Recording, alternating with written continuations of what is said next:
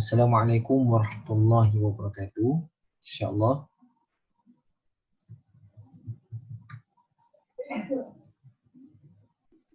Today we will present one book about belief or Aqidah, who has been written by contemporary scholars in this era, namely Sheikh Sa'id in the chapter of Islamic belief or Al-Aqa'id Al-Islamiyah. Before that, first of all, my name is Uzay Shafiq bin Mahrin, 1720404/1. I will introduce first about this book, inshallah, and we will be continue along with Aid Lafiq and Hafiz bin Kamaluddin, inshallah.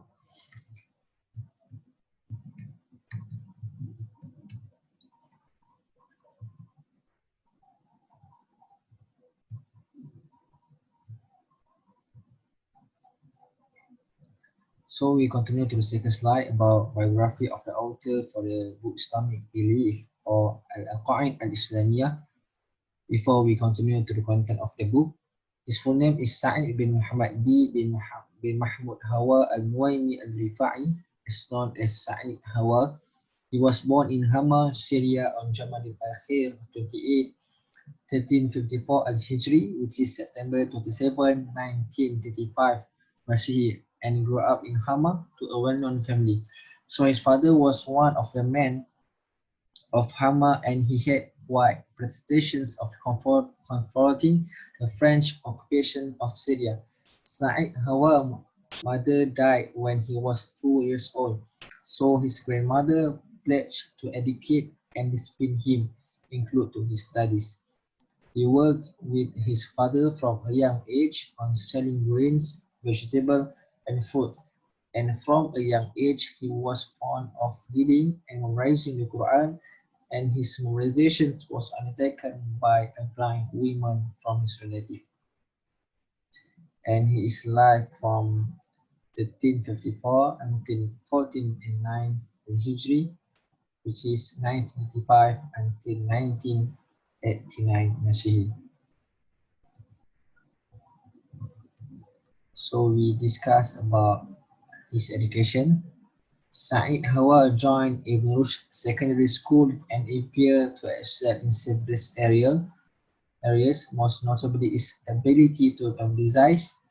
In this early period of his life, Syria was rife with many ideas and multiplied intellectual currents of nationalists, socialists, and Muslim Brotherhood, or we well known as Ikhwanul Muslimin. But by virtue of his religious intellectual formation, he joined the Ikhwanul Muslimin in the year 1372, which is 1952 Masihi, while he is still in the first grade of secondary school. At the university campus and the lesson seminars, Sa'id Hawa joined the University of Damascus in 1376 Al-Hijri, which is 1956, and entered the College of Sharia there, and was a student of a number of the most important professors of Sharia, led by Dr. Mustafa al-Sibai, the first observer of the Muslim Brotherhood or Ikhwan al-Muslimin in Syria, and the jurist Mustafa al-Zarqa, Fawzi Faidallah, and Ma'ruf al-Dawalibi. He also studied at the hand of a large number of professors, including Sheikh Muhammad al-Hamid, Sheikh Muhammad al-Hashimi, Sheikh Abdul Wahab al-Dabs, and Sheikh Abdul Karim al-Rifa'i.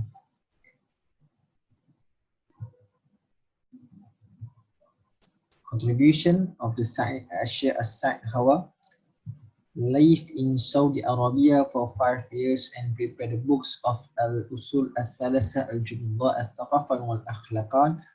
Prepared for the book of Al-Asas of Tafsir. He published the book Tarbiyatun Al-Ruhiyah, Our Education on Spirituality, and Madakhal Ad-Da'wah Al-Ikhwan, which is Introduction to Da'wah Al-Ikhwan. Fourth, became the chief counselor in Hama and attended the Mu'tamar in Baghdad. Fifth, the author is Kitab Al-Asas of Sunnah, and it speaks to Islamic belief, and the author of 24 of these books. The group calls to Syria was carried by a number of Syrian religious scholars who studied in Cairo and studied at the hands of Hassan al-Banna. They were influenced by his method of thinking and his vision for reform. Said Hawa was one of the most important people who carried this brigade after them, as he was characterized by abundance productions and abundance of activity. Akhlaq al-Sheikh Sa'id Hawa, which is behavior of al-Sheikh Sa'id Hawa. Sa'id Hawa, al-Sheikh Sa'id Hawa had a general acceptance among Muslims, and almost everyone who contacted the Sheikh about his modesty and asceticism, his simplicity in appearance, his religiosity, his eagerness to worship or ibadah and recite the Quran were almost unanimous, and was his preoccupations with general issues for Muslims and working to find solutions to them. The Sheikh was known for his braveness in what he says and writes, with his tolerant spirit and good manners, and his ascetic self. Saint Hawa, according to what is said about him, was close to the people and was very popular, captivating people with his speech and drawing them in with his speech. His accurate logic and his high culture. He was also soft-hearted, sensitive, and tearful when he heard a painful humanitarian issue, especially that related to Islamic peoples. The purpose of or theme of the book or kitab. The first section of this book was in the biography, and author tried in that section to give an idea about the Prophet ﷺ biography and what is attached to it. And author considered that as the income for the rest of the section of the book, and author made the subsequent sections in second section, third section, fourth sections until six sections, which is second sections is Islamic belief, Al-Aqa'id al-Islamiyah. Third sections is about Ibadah al-Ubudiyah. Fourth sections is about Al-Haya, life. Fifth sections is about emancipations of slave or Tahrir Raqi'. Six sections are about Al-Hukm, to facilitate the presentations or to put what is specific to one of the five sections next to each other. Synopsis. First, a risalah, and the second aspect is what that which has to do with the unseen things that the two revelations told us about. So we call is about al-ghaibiyat, and the two sides sometimes overlap and complement. Second, the process of conflict between the people of Islam and the people of religions, and between the people of truth and right of the one hand, and the people of falsehood and error from other hand, the Sunnis and the community of the other hand. Third, the description of Islam and faith, and what is included in the discussion of the al-Ihliyat, al-Nabawiyat, and the Sam'iyat, and what is included in all of the discussion of unseen truth that a person does not realize except through revelation takes a large part of this knowledge, and includes in this science modern talk about the total perceptions of Sharia and commissioning.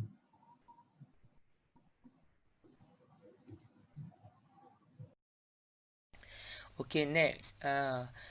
We based on the book, we can take one of the subtopic for the example, which is Iman and Islam.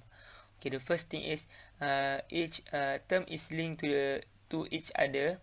It is related and dependent on each other. Iman is the foundation of Islam and Ihsan.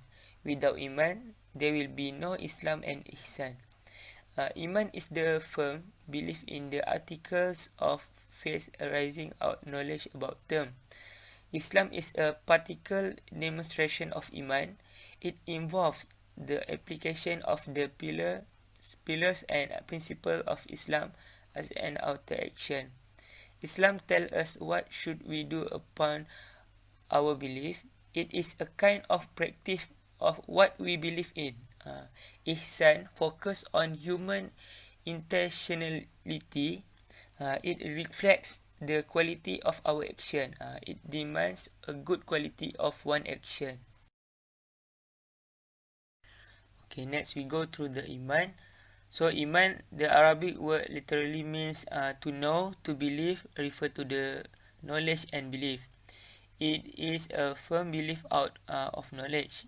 The Prophet Nabi SAW said that iman is that you have faith or belief in Allah, His messengers, His book, His angels, and the last day. That is referring to the articles of faith. So the popular definition of iman defined by the Prophet Nabi SAW is knowledge or recognizing in the heart, voicing with the tongue, and performing with the limbs.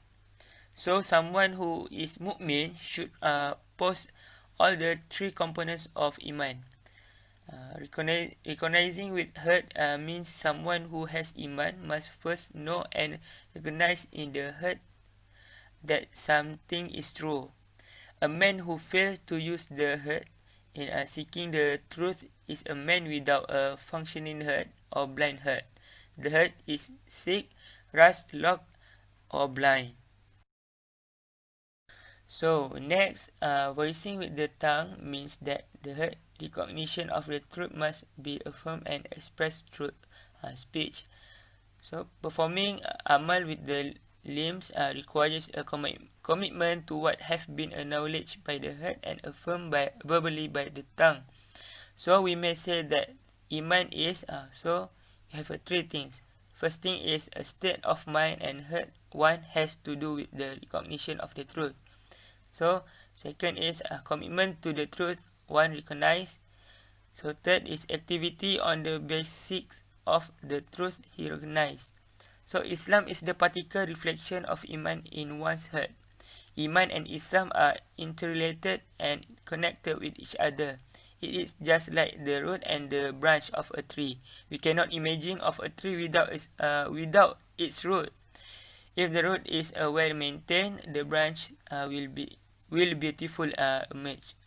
So likewise, if iman is present a good form, all of these acts would be regulated orderly.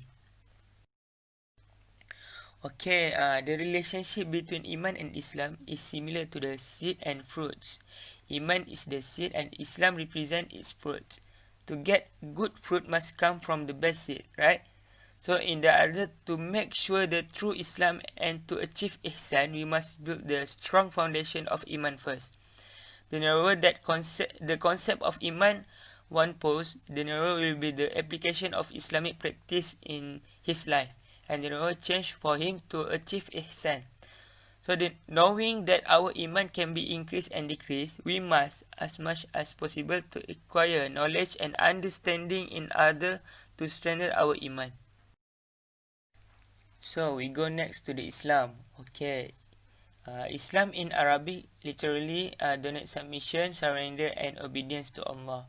Technically, Islam means to submit to Allah in the manner shown by the Prophet Nabi SAW. So Islam the submission that confirms and affirms the belief or iman to be true and genuine. So they have two kinds of submission. The first is submission as fitrah. The concept of fitrah affirms that man has originally good nature. The second thing is, if he follows this good nature of Islam, that means he has followed his innate spiritual goodness and he choose this belief, he would have gone against fitrah. So the second is submission as amanah. So it means surrender service to Allah, recognizing his status or position to Allah as a slave. He has to fulfill certain duties to Allah, such as obeying his commandments, and avoiding all of his prohibitions. So, according to Ibn Taymiyyah, Islam is basically a kind of task. It is both the work of the heart and the work of the body to apply the principle of Islam out of Iman. Iman is an internal belief and Islam is an internal behavior of what a person says or does as a result of his inner belief. So, according to Imam Abu Hanifa, Iman and Islam are one. Islam demands for its followers two things, which is belief and practice. Another literal meaning of Islam is peace. It signifies that one can achieve real peace of the body and mind only through submission and obedience to Allah. Okay, we go to the others discussion and opinion about Iman and Islam or faith. Okay, Sheikh Abdul Rahman Al-Sa'idi give us an even more detailed definition of faith. As for the definition of faith and its explanation, it is resolved belief and total acknowledgement of everything Allah and His messengers commanded to have faith in, complying both outwardly and inwardly.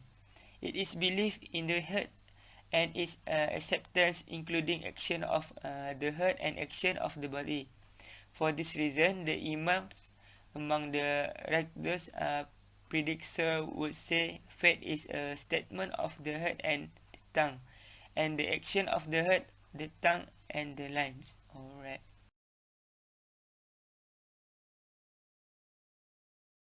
Okay, next we go to the other opinion about Islam.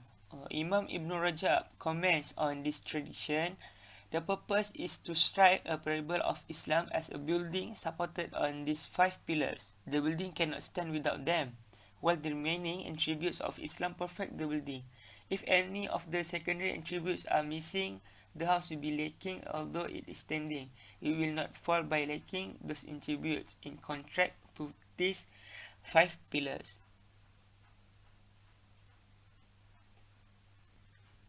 So, what is the reason and what is the connection about this book and this subtopic? So, the first thing is what the important things about Iman and Islam. So the first thing is convinced about the existence of Allah Subhanahu Wa Taala.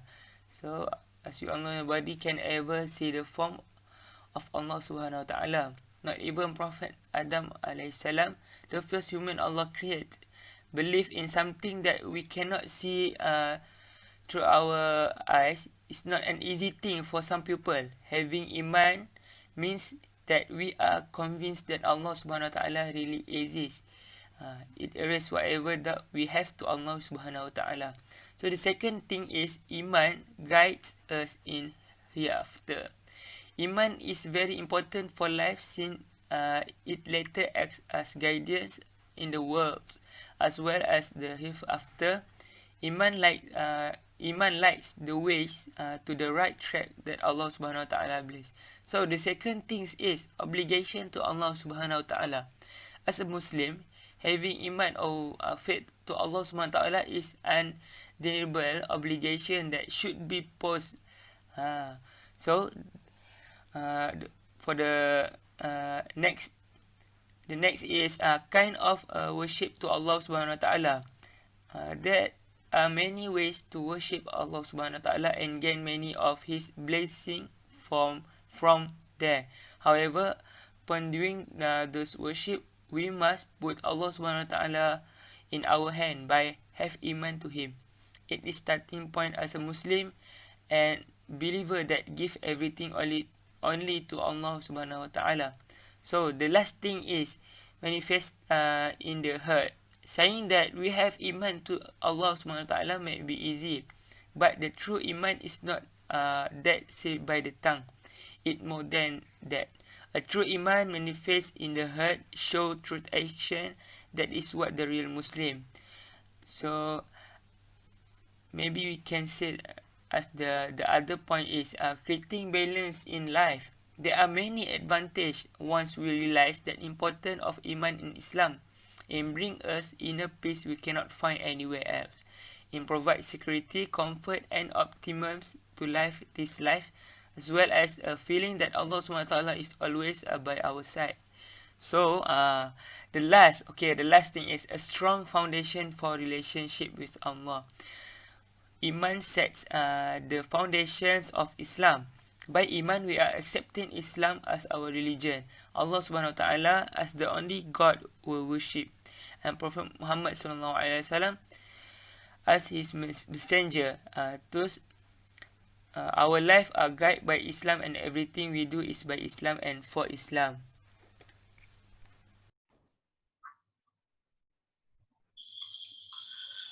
Measure to cope heresy.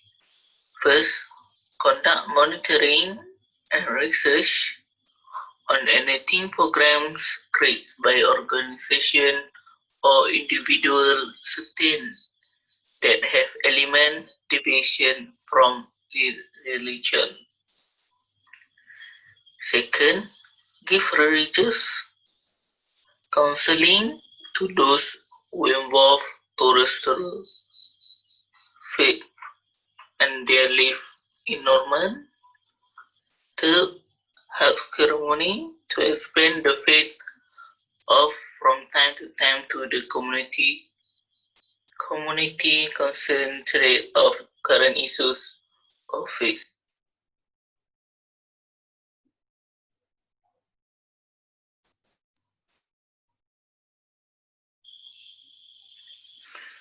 Things that counsel Aqidah.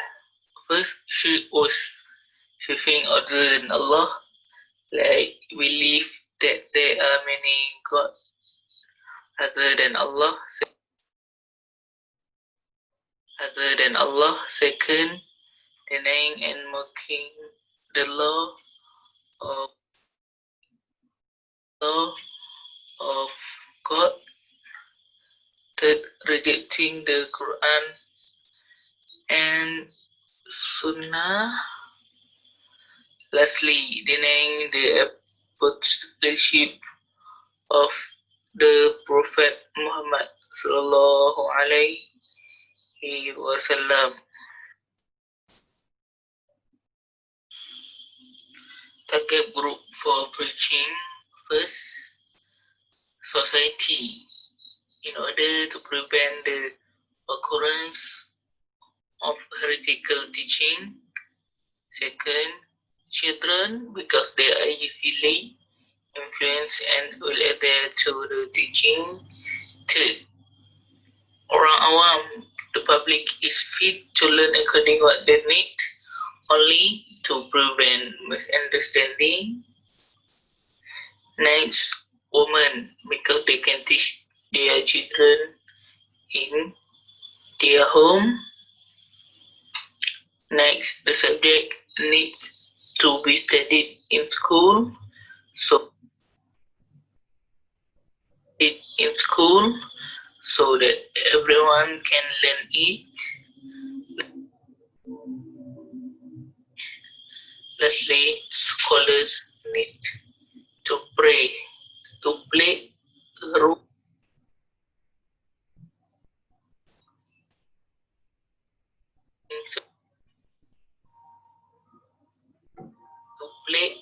a role in teaching society about Al-Qaid.